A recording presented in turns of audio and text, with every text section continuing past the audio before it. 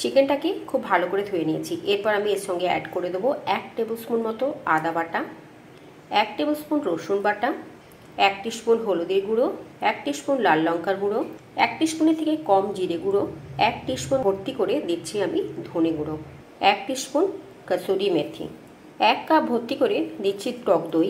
খুব ভালো করে কিন্তু মাখিয়ে নেব।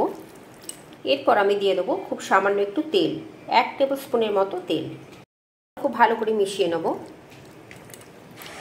চিকেনটাকে আমি ঢাকা দিয়ে 30 মিনিটের মতো রেখে দেবো। এবার শুকনো খোলায় একটা মশলা তৈরি করে নেব। তার মধ্যে থাকছে চিনেবাদাম, 1 টিস্পুন মতো মরিচ, 7-8টা লবঙ্গ, 4টি ছোটো এলাচ। শুকনো খোলায় একটু ভেজে নেব। ভাজা হয়ে গেছে। এবার এটাকে ঠান্ডা করে মিক্সিতে একটা পাউডার বানিয়ে নেব। এবার কড়াইয়ের মধ্যে দিয়ে দিচ্ছি তেল। তেলটা গরম হয়ে গেছে। এবার দিয়ে দিচ্ছি 2টো তেজপাতা, একটা ছোটো দালচিনি। এবার দিয়ে দেবো কেটে রাখা পেঁয়াজগুলো। খুব ভালো করে ভেজে নেবো আগে পেঁয়াজটাকে। পেঁয়াজটা কিন্তু ভাজা হয়ে গেছে। এবার দিয়ে দিচ্ছি আমি ম্যারিনেটেড চিকেনটা।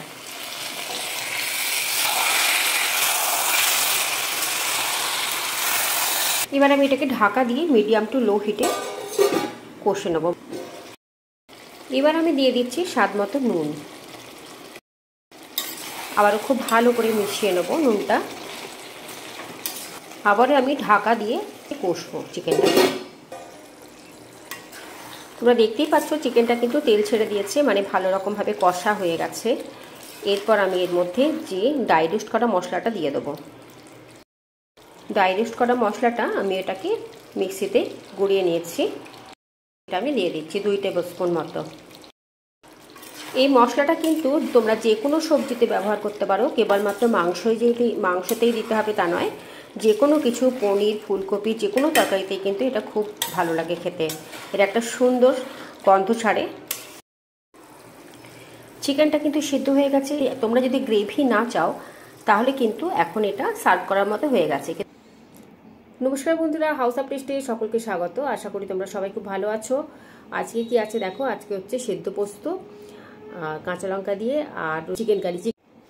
এই চিকেনের রেসিপিটা কিন্তু আমি একটু ইউনিকভাবে বানিয়েছি, তোমাদের আশা করি ভালো লাগবে। আর এটা হচ্ছে অ্যাকচুয়ালি জামাই ষষ্ঠী স্পেশাল রেসিপি। ঠিক আছে, যাদের ঘরে জামাই আছে তারা কিন্তু অবশ্যই এই রেসিপিটা বানিয়ে খাইও। ঠিক আছে, তো চলো রেসিপিটা তো আমি শেয়ার করে দিয়েছি, হ্যাঁ একবার ওইভাবে বানিও। তো চলো খাওয়াটা শুরু করি। আর যারা আমার চ্যানেলটা আজকে প্রথমবার দেখছো, যদি ভালো লাগে প্লিজ সাবস্ক্রাইব করে পাশে থেকো। বেল আইকনটা অবশ্যই প্রেস করবে, কারণ নতুন ভিডিও আপলোড করলে খুব সহজে নোটিফিকেশন পেয়ে যাবে।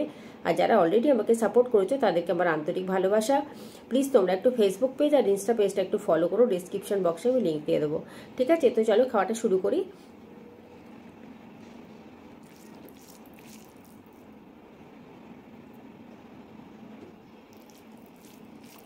এই সেদ্ধ পোস্তটা কিন্তু আমার খুব ফেভারিট। এতে কিন্তু কোনো মশলা থাকে না, শুধু সর্ষের তেল আর কাঁচা লঙ্কা।